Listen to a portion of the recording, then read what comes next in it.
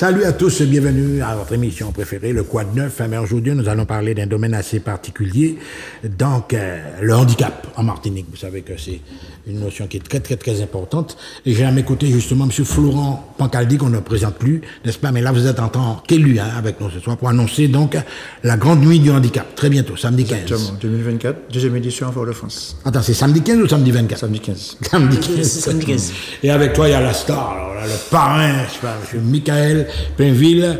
Michael, tu es parrain de cette manifestation. C'est un honneur. C'est la première fois que tu te retrouves en cette position-là? Oui, oui.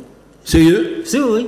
Ah bon, comment tu es en sollicité? Non, c'est que moi ça fait un moment, il m'avait proposé, Ouais. comme il y a eu le Covid.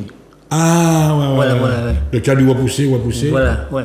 Ouais. Alors, Mais justement, monsieur Pancaldi, justement, lorsque tu mets quelqu'un comme ça, comme parrain, est-ce que c'est quelque chose que je veux montrer qu'un jeune comme Mika, justement, il est peut-être l'exemple de quelqu'un qui est actif, monsieur... Absolument, c'est un modèle. Ouais. Parce qu'il représente énormément cette catégorie de personnes qu'on appelle personnes en situation de handicap Oui. ou à déficience diverses. Ouais. C'est un nouveau terme. Et qui donc, qui est actif, comme tu dis, qui est entreprenant, qui n'a peur de rien, qui passe par moi et par vous. Oui, aucun complexe. Alors lui, monsieur à l'aise, Bouga, lui, ouais. Absolument. Donc, Parce que c'est l'image type même de... c'est un frère, un compagnon. Ouais. Ça se connaît depuis plus de 25 ans. Plus de 25 ans. Oui. Comment il a jeune, Michael? 52 ans. Tu vois, moi, c'est même dit ça. Exactement. 52 ans, et Bougla, là, il est au combat comme ça. Eh bien, c'est bien. C'était quand j'ai intégré la HPM, l'Association des handicapés physiques de Martinique. Oui. Et c'est là que je l'ai rencontré, connu, Voilà. avec tant d'autres. Oui, justement, on va parler on va faire un petit peu associatif quand même. Beaucoup d'acteurs ont dit que le calendrier, il a été assez chargé ces derniers temps. Il y a eu beaucoup de manifestations. On voit un peu partout sur les terrains de sport, etc. Oui, hier, il y avait une opération à vélo avec la Ligue handisport. Ah, vous pouvez en parler, oui. Une très belle organisation. Bonne participation aussi. Il y avait beaucoup d'écoles, de centres adaptés. Et il y avait du monde. J'en ai vu déjà auparavant quand j'étais président. Mais là, j'ai vu énormément de clubs participer. Des communes Ouais. sont venues. Ça se passait À Dillon. à Dillon, ouais. Derrière le pit. Ouais. De ce côté-là. C'était super. Et quand ils sont accompagnés des professeurs, des enseignants, Oui. tout ça. Oui, genre tout ce qu'il faut, quoi. C'est le rectorat qui avait ça en même aussi, cette affaire-là, non? C'est un projet de la Ligue handisport, par M. Nina, qui est le cadre technique, qui organise ce genre d'opération, bien entendu. Et puis donc, qui connaît tous les centres, quoi. Tous ceux qui sont en charge de l'éducation, etc. La remise à niveau aussi, tout le monde du handicap, pour les jeunes. Ouais. Mais est-ce que les parents suivent dans ces cas-là? Parce que des fois, tu as la population scolaire d'enfants avec les enseignants, mais est-ce que tu vois des parents aussi? Avant, on voyait les parents venir avec leurs enfants, en mode protection, on va dire ça comme ça. Mais maintenant, les jeunes viennent avec leur professeur, leur formateur, Oui. qui les prennent en charge. Ils sont encadrés en tout cas, évidemment. Voilà, donc les encadrent totalement pour que tout se passe bien. Manger, tous les besoins. Donc, véhicule, c'est-à-dire transport, donc les parents n'ont plus de place. Ils peuvent venir jeter un coup d'œil, mais les enfants sont entre eux, les jeunes sont entre eux. Donc ils sont comme tous les jeunes. Alors, Michael, toi, le parrain, justement, est-ce que le parrain, lorsqu'il y a des grands rassemblements comme ça, parce que ça c'est intéressant, est-ce que tu vas également, ça t'arrive d'être invité, d'aller les voir, courir, sauter? Oui, ça m'arrive. Ouais. Ça m'arrive. C'est que bon, normalement, je devais y aller hier et j'ai eu un Contre-temps, quoi. Voilà, ouais. Non, mais ça t'arrive, ça t'intéresse. Ouais. Et justement, tu es l'exemple type de la personne qui est décomplexée totalement ou même qui a fait des affaires. Tu estimes que c'est comme ça. Le handicap, on ne va pas dire qu'on va le mettre de côté, mais tu dépasses tout ça, quoi, toi. Oui, je fais seulement de faire quelque chose. Avant d'y aller, je regarde c'est quoi. Puis après... Tu regardes tes possibilités avant, si tu peux faire. Oui. Par exemple, on nous prend un exemple. En musique, par exemple. Est-ce que tu es un petit peu musicien, tu peux chanter ou faire tout petit cas de bêta? Alors, moi j'ai tenté de faire... De te lancer en... Voilà. Mais au moment où j'étais en formation de musique assistée par ordinateur. Et j'ai continué pendant le Covid. Et puis après, j'ai dit bon, j'ai changé d'orientation. Donc tu as fait de la musique assistée avant, tu as où tu arrives à... Oui. Voilà un exemple, M. Macaldi, justement. Tu vois, il trouve les domaines. Oui. Et c'est ce que vous conseillez dans ton cadre, justement. Il faut que la personne ait quand même un domaine où elle s'affirme vraiment. Alors justement, c'est une question enfin, très importante. Si tu veux plus tard, on pourrait faire une émission basée sur ce qu'on appelle la formation professionnelle adaptée. Que j'ai connue à Toulouse, qui vous permet de vous réinsérer professionnellement après l'accident. Et chercher sa vraie voie si vous n'avez pas trouvé auparavant. J'ai fait ça à Toulouse, c'est comme ça que je suis devenu technicien, électronicien. Ah bon? Ouais. Toi-même, ouais. Avant, je travaillais en imprimerie, en laboratoire photo. Je faisais de la reprographie, quoi. Ouais. Et là, je suis passé à un niveau qui était technicien. Comme ça, j'allais dépanner des balances dans toutes les grandes surfaces de Martinique. Même dans l'exploitation de bananes. Je me suis trouvé dans des zones où je n'imaginais même pas qu'il y avait des plantations de bananes où les gens travaillaient comme ça. Et c'est grâce à cette formation, il y a toutes les formations. Donc il y a quand même des outils qui sont là pour pouvoir... C'est sur le territoire français. Sur le territoire français, Dans chaque département, il y a 1 ou 2 centres comme ça. Et chaque centre a mis en place au moins 10 formations à l'année. Ouais. Alors, on va revenir... C'est un truc très important. J'ai fait l'an dernier une conférence webinaire en mairie. Il y avait beaucoup de mais toi-même, des fois, est-ce que tu organises un stage pour... Je sais pas moi, est-ce que tu mets en place dans ton... Parce que là, responsable, là, aussi. Non, pas dans ce niveau-là. Je peux faire des conférences webinaires encore, de manière privée, dans le cadre de la mairie, parce que l'élu ne peut pas faire ça. Il ne faut pas dire qu'il déplace sa fonction. Ceux qui font des stages, c'est ceux qui sont déjà dans les entreprises, tu vois. Ouais. Mais je peux te conseiller. Les gens s'adressent à moi souvent pour ça, même des étudiants. Mais plus tard, je pense pouvoir aller beaucoup plus loin dans cette recherche de pouvoir amener des personnes, des jeunes, vers leur vocation, après l'accident, après la maladie, ou même pendant la maladie, pour qu'ils puissent s'insérer socialement, professionnellement, avec, on va dire, tous les bagages. Ouais. Et toi, Michael, est-ce que l'expérience de l'insertion, est-ce que vous avez essayé de tenter? Oui. Plusieurs fois? Plusieurs fois. Donne-nous ton expérience. En quel domaine, par exemple? Alors, dans quel genre d'entreprise tu as déjà travaillé, on va dire ça comme ça, quoi. Ouais. Bon, moi j'ai travaillé dans une société privée. Quel genre d'entreprise? Pas nom, enfin. Non, je ne vais pas nommer de la télé. C'est une télé qui est connue. Ouais, ok. Comment? Ah, oui, je vois, oui. Et j'ai fait quoi? J'ai fait 3 ans. Ouais. Est-ce que ça t'a rapporté quelque chose? Est-ce que tu t'es amélioré sur plusieurs points? Alors, j'ai pu avoir plus de notions, mais depuis, j'ai dit bon, j'ai changé. J'ai changé, oui. Et là, depuis juillet l'année dernière, je suis correspondant à Fossati. Ah bon? Ouais. Alors, mais je ne sais pas. Tu vois mon ami Cyril, tu vois Cyril, le chef. Oui. Ah bon, tu es correspondant à Fossati, Michael? Oui. Tu fais des foot, tout cas, tu bagailles. Oui, j'ai fait. Voilà. J'ai fait. Oui, mais c'est débrouillard, Mando. Bien sûr. Et Florent, oui. Alors, oui, bah, moi, il a bien. Et ça marche bien? Oui, j'ai fait des. Quand il y a eu l'affaire. Tu fais des reportages, des textes? Oui, j'ai pu faire des textes. Et puis, j'envoyais à la rédaction. À la rédaction, puis là, il faut les nécessaires. Tu vois, ça me fait plaisir. Oui, bien sûr. Tu sais que j'ai écrit avant, oui, l'ancien. Oui. Non, mais ça fait plaisir de voir parce que lui, Florent, justement, c'est ce genre de profil-là qui. C'est pour ça aussi que tu l'as peut-être nommé, cette fois-ci, président de la manifestation. Il en veut. Il est pareil, mais ça fait un nombre d'années que nous fonctionnons ensemble, Mika et moi. Oui. C'est mon petit frère.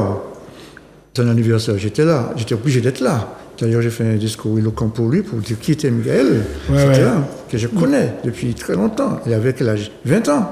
Oui, 20 ans. Mais c'est vrai que, oui, tu as nommé le sujet. Non, moi, je vois que c'est une exception, ce gars-là.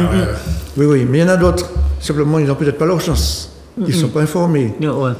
Puis il y a aussi une chose qu'il faut dire, même si c'est difficile, il faut que le jeune, les parents du jeune, soient à l'écoute des besoins du jeune et surtout le pousse en avant. Il y en a qui ne poussent pas leur enfant. Non. Il est chouchoute, il est cajole, et il est mou.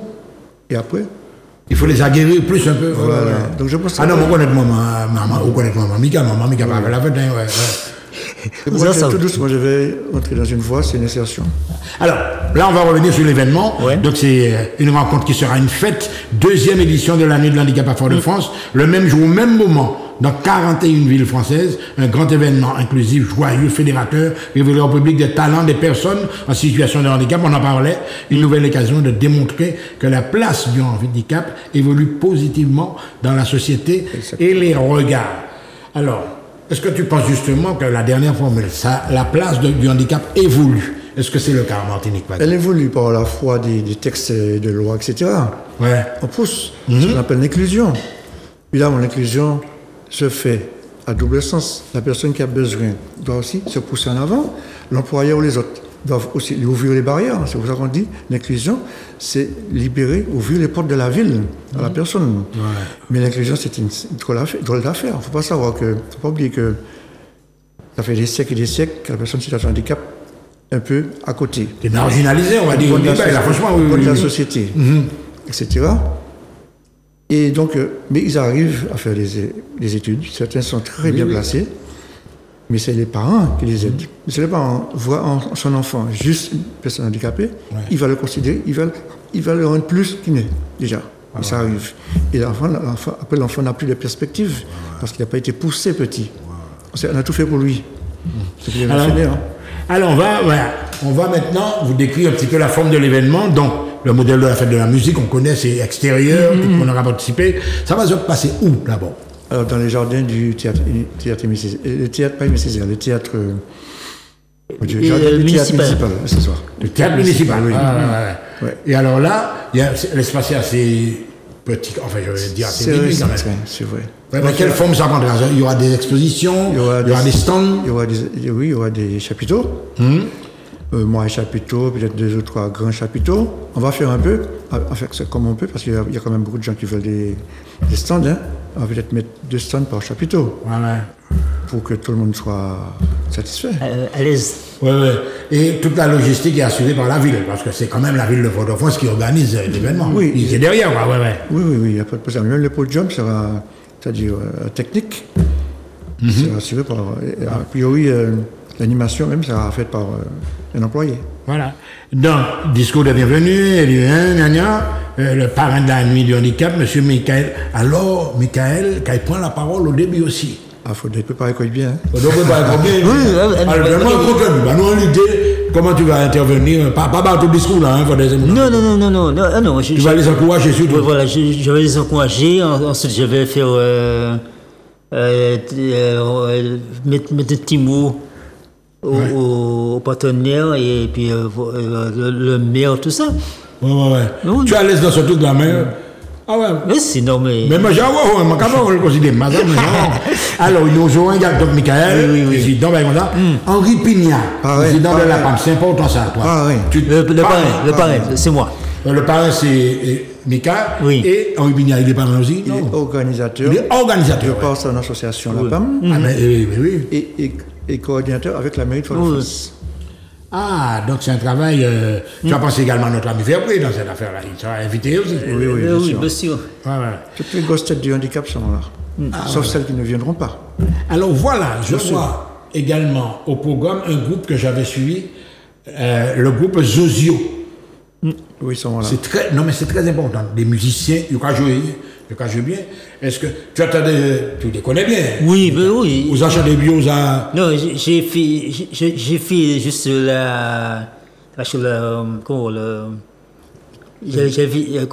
comment j'étais le technicien. Ah, donc tu es à la technique. Voilà. Voilà, vous avez fait un technicien de animation, podium, danse, chant, un défilé de golf. Alors, toutes ces manifestations-là, c'est pas uniquement par des handicapés, mais il y a d'autres associations qui viennent. Le défilé de golf, par exemple. Le golf, c'est Jala. Jala. Jala national. Oui. Création de Jala. Des défilés de costumes créoles avec Maman Mika. Alors, malheureusement, elle ne pourra pas parce qu'elle n'a pas eu assez de bénévoles pour se joindre à elle, pour pouvoir faire le défilé, malheureusement. Oui. Donc on a rectifié le document. Oui, j'ai vu. Des ateliers de sensibilisation de parcours avec Joëlette du comité de la randonnée pédestre. Oui. Ça aussi, c'est important. Ce matin, quand je me suis assuré qu'on ne m'a pas oublié sur le coup, parce que c'est génial de montrer l'usage de cet outil. Comment ça peut amener quelqu'un à retrouver le goût de la nature. Et puis alors là, il y a un moment important. Je te parlais de Félix Verpré tout à l'heure. La découverte de sport adapté comme le vélo tandem. Oui, Verpré doit venir avec un vélo tandem. Félix va venir. Normalement, je vais lui rappeler ça. Il est tombé derrière, même Dieu. Faut pas oublier le vélo. Et puis, non, mais le vélo tandem, Michael, c'est à la fois sport, mais il faut montrer qu'il y a de la solidarité. C'est ça. C'est vous blaguez devant un radeau, c'est au cas pousser toute balle là derrière. Là. Donc, nous avons un vélo tandem. La jouelette, c'est quoi ça? C'est un vélo spécial, comme je te disais, une roue, une personne qui tire, une personne qui pousse. Ils sont formés. Ah, mais c'est intéressant. C'est intéressant. Le doit tenir la maison pour que la personne qui est assise, la personne en situation de handicap qui est attachée, qui est assise. Donc tout ça, c'est le public doit avoir ça aussi, évidemment. Il faut... Oh là là, mais il n'y a pas, il faut demander ça dans le baïta. Le tir à l'arc. Les Indiens pas vu toi flèche en ville là. Elle a fait déjà la dernière fois en 2019, parce que c'est la deuxième édition qu'elle a. C'était dans le jardin du parc Messisère. Et tir à l'arc, et puis boccia. Boccia, c'est un peu de la pétanque avec des balles lestées, avec du sable. Ça roule un peu. Ce sont des genres d'outils qu'on utilise au centre de rééducation du Carbet aussi. Alors, il y a un truc que j'ai... Alors là, on voit des trucs. Psychomotricité, est-ce qu'il y a des enfants dans ça? Parce que dans, vous savez, c'est assez spécial. Est-ce qu'il y aura des... S'il y a des enfants qui sont présents, ils viennent avec leurs parents. Ils viennent avec leurs parents, mais c'est pas fait pour des enfants handicapés, non? Pas tellement. Si un centre veut amener ces jeunes, ces jeunes, mais je ne sais pas. Je ne sais pas exactement qui. Quel public. Je suppose que nous avons des jeunes quand même assez forts, mais on ne pourra jamais avoir toute la panoplie du jeune en situation de handicap. Déjà, l'endroit, il faudrait que ce soit encore un truc beaucoup plus vaste, une autre opération de dimension supérieure. Parce que l'espace est quand même assez... C'est une dimension supérieure pour pouvoir adjoindre un public large. Alors justement, Michael, question que tu m'as posée par hasard. Hein. Je voulais faire montrer à Florent en amenant des enfants pour qu'ils voient les choses qu'on peut réaliser, des jeunes comme vous. Ça peut inspirer aussi, ça peut susciter des vocations. Toi, c'est les parents qui devront emmener leurs enfants. Non, l'invitation est ouverte. Absolument, c'est ouverte. Ça dépend des visiteurs, des gens intéressés, etc. C'est pourquoi il y a une promotion qui est faite. Donc je continue. La participation d'autres artistes locaux soutient la cause avec les centres des associations partenaires. Félix Verpré avec Andy Radio, son groupe de tambouillés. Oui, parce que Andy Radio, ils ont un groupe de tambouillés. Excuse-moi. C'est pas on dit radio, c'est on dit FM. On dit FM, justement. Mais je sais, je suis dedans, je faisais des émissions. Et moi, on dit FM. Alors, nous qui avons fait on dit FM, mais c'est une radio. Oui. Donc, ils seront là, évidemment, avec son groupe, etc. Donc, alors là, vous allez voir des percussionnistes. Ils ont un atelier on est à Terville. Et ils font des breaks, madame commissaire, toute qualité. Il y a même des saxophonistes. Il y a une dame qui joue au saxophone. Oui, on va y jouer. Restauration, buvette, etc. à la disposition. Alors, l'association parisienne, parle-moi un petit peu de ça. La nuit du handicap. Donc, elle porte le nom. Quand dit la nuit du handicap, c'est l'association aussi qui a lancé ce concept depuis 7 ans. C'est la 7e édition cette année. Et progressivement, il y a de nouvelles villes. Alors, j'ai remarqué qu'en Guadeloupe, il y a 6 villes qui font la nuit du handicap cette année. En même temps? En même temps. Le même jour. C'est-à-dire Pointe-à-Pitre et d'autres encore. C'est fabuleux. Il faut que j'aille les féliciter parce qu'à une époque, j'essayais de les pousser à faire la nuit d'accessibilité. C'est la formule que j'avais avant, qui n'existe plus, la nuit d'accessibilité. Tu as connu ça à Saint-Luce. Oui. Ça n'existe plus, c'est fini.